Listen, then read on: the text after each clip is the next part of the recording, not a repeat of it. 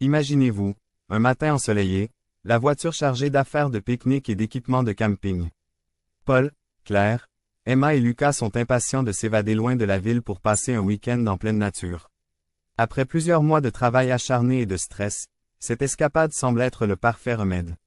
Avec les fenêtres ouvertes, la musique à fond, et les rires des enfants remplissant l'habitacle, ils sont tous d'humeur joyeuse, ignorant que cette journée idyllique va rapidement se transformer en un véritable cauchemar.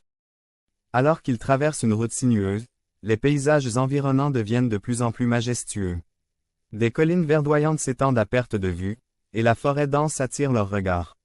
Paul, le conducteur, se sent confiant et heureux. Mais soudain, un cerf surgit de nulle part, traversant la route en trombe. « Paul, fais attention !» crie Claire, mais c'est trop tard. Il tourne le volant dans un réflexe, et la voiture glisse sur le gravier. Un choc brutal les secoue, et tout semble se passer au ralenti. Les cris des enfants, le bruit de la tôle froissée, et le crissement des pneus remplissent l'air. La voiture finit par se renverser, s'écrasant dans le fossé, tandis que le silence s'installe lentement. Paul reprend connaissance, la tête lui tourne. Les membres de sa famille gémissent, mais ils sont tous vivants. Après quelques instants d'inconscience, la famille se réveille dans le désordre. Les vitres sont brisées, et l'intérieur de la voiture est un champ de débris. Claire, affolée, essaie d'ouvrir sa porte, mais elle est coincée. Paul s'active et parvient à ouvrir la portière. Ils sortent, chancelant, se tenant les bras et les jambes, et réalisent qu'ils sont au milieu de la forêt, loin de toute route. « Est-ce que tout le monde va bien ?» demande Paul, la voix tremblante. Les enfants, bien que secoués, répondent qu'ils sont sains et saufs. Claire prend une grande inspiration, essayant de calmer son cœur battant. Elle observe la forêt, qui leur semble à la fois magnifique et terrifiante. Alors qu'ils se remettent de leur choc, ils explorent leur environnement. Des arbres gigantesques les entourent, leurs troncs noueux paraissant éternels.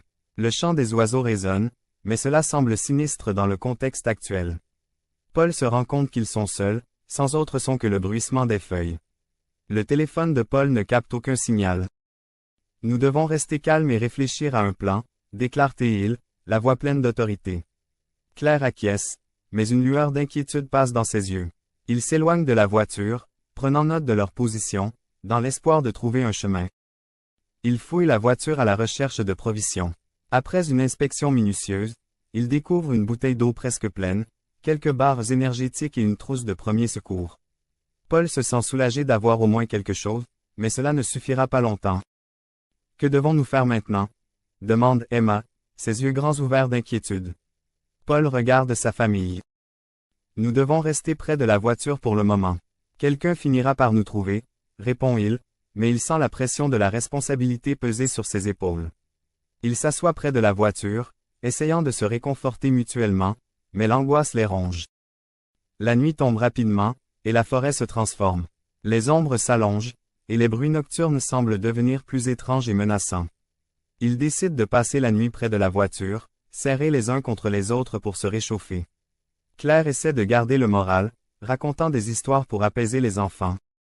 Mais au fur et à mesure que les heures passent, l'inquiétude grandit. Lucas ne peut s'empêcher de demander si quelqu'un viendra les chercher.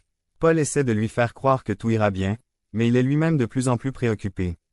La nuit semble éternelle, et chaque bruit résonne comme une menace. Le lendemain, ils se réveillent avec la lumière du matin. L'espoir renaît alors qu'ils entendent un bruit de moteur au loin. « Peut-être que quelqu'un vient !» s'exclame Claire, le cœur battant. Ils commencent à crier, à agiter les bras, mais le bruit s'éloigne. Le désespoir s'installe. Paul sent que leur situation est de plus en plus critique. Il s'agirait de faire un plan pour s'en sortir. « Nous devons chercher de l'aide. Rester ici ne nous sauvera pas », déclare-t-il. Les enfants acquiescent, même s'ils ressentent l'inquiétude de leurs parents. Ils décident de partir à la recherche de nourriture, armés de leur courage et de l'espoir d'un sauvetage. Paul et Claire se mettent en tête de chasser, tandis qu'Emma et Lucas restent près de la voiture, inquiets mais attentifs. Ils commencent à cueillir des baies comestibles, des mûres juteuses qui semblent prometteuses. Alors qu'ils avancent dans la forêt, Paul fait preuve de prudence, expliquant à Claire comment reconnaître les plantes comestibles. Emma et Lucas essaient à pêcher dans une petite rivière, mais ils n'attrapent rien. Chaque bruit de feuilles les fait sursauter. La peur des animaux sauvages se fait sentir, mais ils s'encouragent mutuellement. Alors qu'ils pêchent, une fouine s'approche, attirée par l'odeur de leur maigre récolte. Claire doit faire preuve de courage pour chasser l'animal, tandis que Paul protège les enfants. La fouine s'approche, reniflant autour d'eux.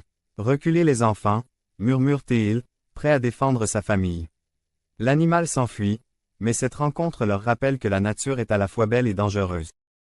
Après une journée de recherche, ils retournent à la voiture, l'estomac vide mais le cœur plein d'espoir.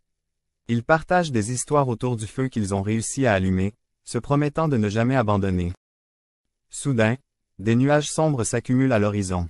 Le vent se lève, et une tempête éclate. Ils cherchent refuge sous un grand arbre, mais le déluge les trempe jusqu'aux os. L'orage gronde au-dessus d'eux, et la peur monte. Paul tient fermement Lucas et Emma, essayant de les protéger des éclairs et des rafales de vent. « Restez près de moi » crie Théil, tandis que Claire essaie de réconforter les enfants. Ils sont trempés, le froid s'insinuant dans leurs os. Ils se blottissent ensemble, mais l'angoisse grandissante ne les abandonne pas.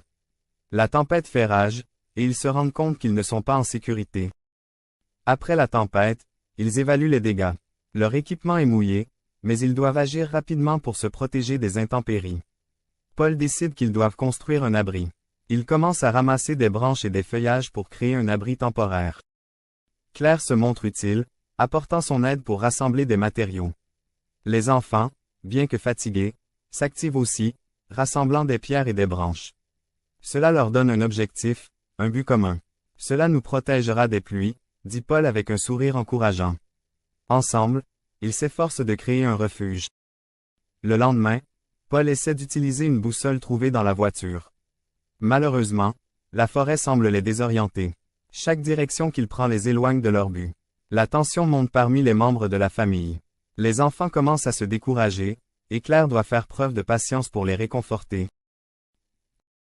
Nous allons nous en sortir, assure Paul, mais il sent que la pression augmente.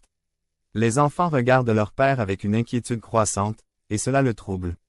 Il sait qu'il doit faire quelque chose pour leur redonner espoir. Avec l'arrivée de l'été, les moustiques les attaquent sans relâche. Claire sort des vêtements longs pour protéger les enfants.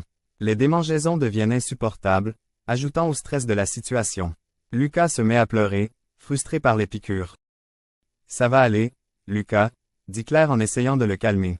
« Regarde, nous avons encore de la nourriture et de l'eau. » Paul, en voyant son fils en détresse, propose de construire des pièges à insectes, et les enfants s'impliquent, se concentrant sur un nouveau projet. En errant dans la forêt, Paul découvre un sentier à moitié caché par la végétation. Un soupçon d'espoir renaît en lui. « Regardez ça, un chemin » s'écrie-t-il. Il décide de l'emprunter, rempli d'espoir. Peut-être qu'il les mènera vers la civilisation. Le groupe s'enfonce dans le sous-bois, le cœur battant d'excitation. À mesure qu'ils avancent, ils trouvent des signes de passage, des traces de pas et des détritus. Cela les encourage à continuer. Paul prend les devants, déterminé à trouver une sortie. Mais le sentier devient de plus en plus étroit, et les bruits de la forêt commencent à les inquiéter à nouveau. Tout à coup, un accent aigu boulement se produit juste devant eux. Des rochers et des branches tombent avec fracas. Ils doivent agir vite pour éviter les débris. « Reculez » hurle Paul, sa voix résonnant dans le chaos. Ils reculent, les cœurs battant la chamade. Le danger est omniprésent, et l'adrénaline monte. Lorsque le calme revient, ils se regroupent, soulagés mais encore sous le choc. Cela aurait pu être bien pire, dit Claire en essayant de rassurer les enfants. Ils reprennent leur chemin, mais l'angoisse de la forêt les hante. La nuit suivante, alors qu'ils sont assis autour d'un feu, une silhouette apparaît dans les ombres. Ils sont paralysés par la peur. Paul saisit un bâton, prêt à défendre sa famille. Mais au fur et à mesure que la silhouette s'approche, il réalise qu'il s'agit d'un randonneur égaré, tout aussi perdu qu'eux. « Je m'appelle Marc » se présente Théil, la voix tremblante. Paul et Claire échangent un regard, soulagés de rencontrer quelqu'un d'autre. Marc explique qu'il a également eu un accident et s'est perdu en tentant de retrouver son chemin. Marc partage ses provisions avec la famille, et ensemble, ils mettent en place une stratégie pour s'en sortir. « Nous devons rester unis » déclare Marc. Les enfants se sentent plus en sécurité avec un nouvel allié. Ils passent la nuit à discuter de leurs expériences, se soutenant mutuellement.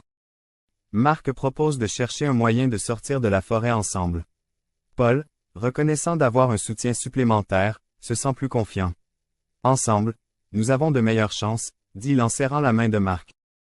Le lendemain, En tentant de signaler leur position, ils allument un feu de camp. Paul s'assure qu'il est bien visible. Cependant, les flammes commencent à s'élever, et avant qu'ils ne s'en rendent compte, le feu devient incontrôlable. Éteignez-le, crie Paul, paniqué. Il s'agite pour étouffer les flammes, mais la situation devient chaotique. Le feu est finalement maîtrisé, mais ils réalisent à quel point leur situation est précaire. Nous devons être plus prudents, déclare Claire, la voix tremblante.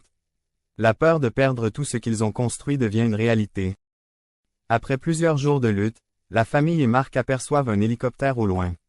Leur cœur s'emballe, et ils commencent à hurler et à agiter les bras dans l'espoir d'être vus. Regardez! S'exclame Emma, les yeux écarquillés d'excitation. C'est leur dernière chance de s'en sortir. L'hélicoptère passe au-dessus d'eux, mais ils semblent ne pas les avoir remarqués. L'espoir s'évanouit à nouveau, et l'anxiété remonte. Marc suggère de faire un feu de signalisation. Ils se mettent à rassembler tout ce qu'ils peuvent pour créer une grande flamme. Alors que l'hélicoptère approche, un orage éclate à nouveau. Ils doivent agir rapidement pour rester visibles. Claire grimpe sur un rocher, hurlant pour attirer l'attention. Ici. Regardez-nous. Elle utilise une couverture réfléchissante pour capter la lumière. Les autres s'organisent en bas, gesticulant frénétiquement.